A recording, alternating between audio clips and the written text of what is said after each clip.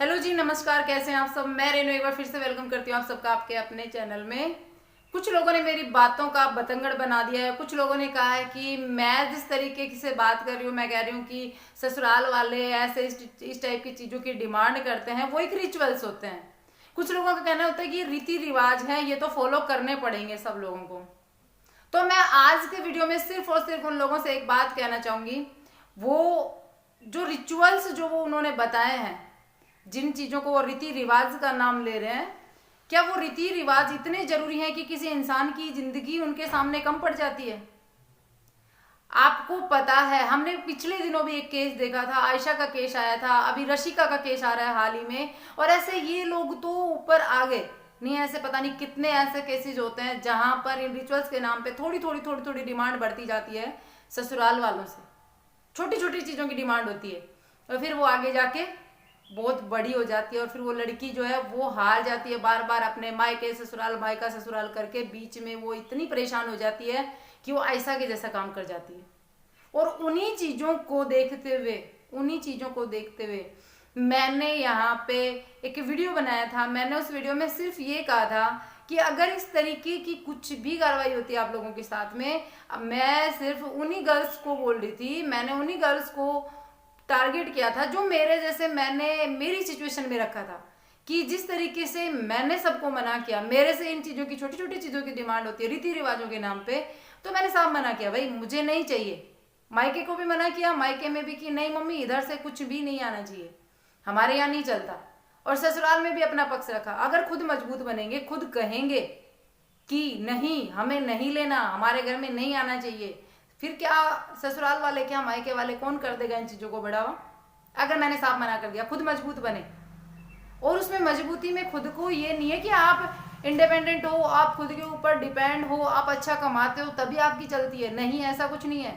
अगर आपके इरादे मजबूत है ना, आप खुद के बात पर अटल हैं, खुद की बात पर अटल हैं कि हाँ मुझे 1 रुपया मेरे मायके से नहीं लेना, मेरी शादी हो गई, अब मुझे खाना है तो ससुराल में खाना है, मुझे पहनना है तो यहीं का पहनना है। अगर ये बात यहाँ बिठा ली और पूरा मन से किया कि नहीं मुझे किसी भी तरीके से टूटना नहीं है, तो क्या मजाल कि कोई तोड़ देगा आपको। मैंने यही चीज उस वीडियो में बताई थी। लेकिन कुछ लोगों ने इस चीज को, पता है ये क्या, ये रीति रिवाज होते हैं, मैं मेरे ससुराल वालों की बुराई कर रही हूँ, हम अपने ससुराल वालों की उड़ा रहे हैं।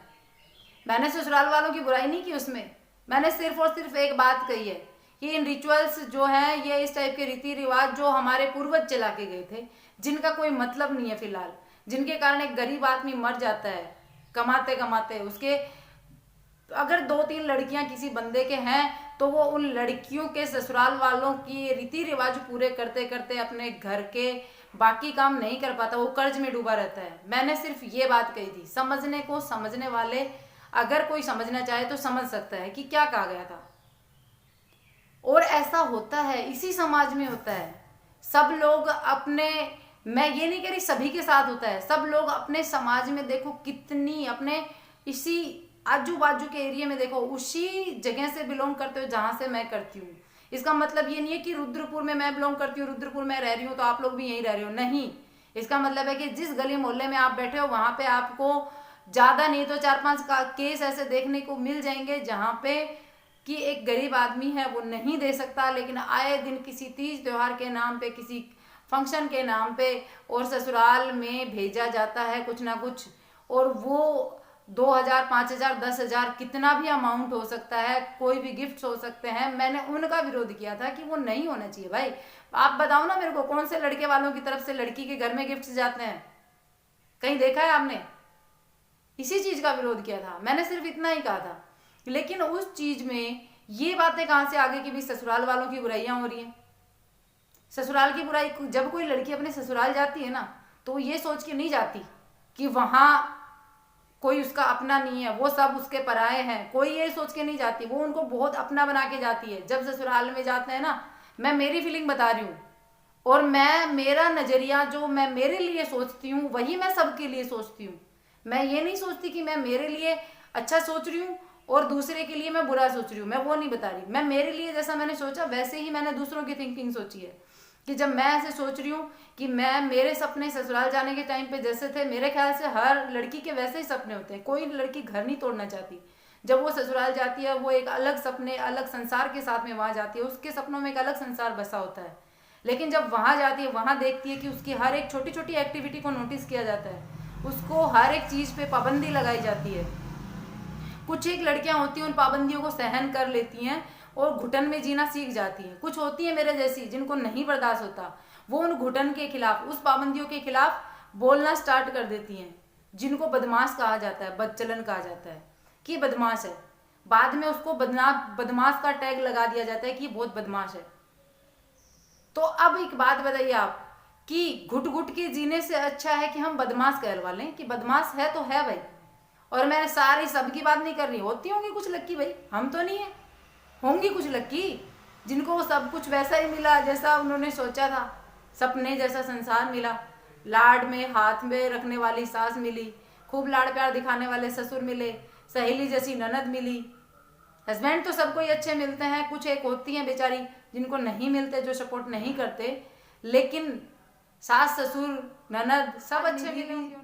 आज निधि जी भी बहुत ज्यादा सफाई दे रहे थे, तो सफाई देने की जरूरत नहीं है बहना मेरी। ये लोग है ना, ये नहीं समझेंगे, इनको नहीं फर्क पड़ेगा। आप अपना बस टारगेट रखो कि आपको जो लड़कियां इस सिचुएशन से अभी गुजर रही है, उनको सपोर्ट करना है, उनको बताना है कि किस तरीके से बिहेव करना है, बेचारी फील नहीं करवाना।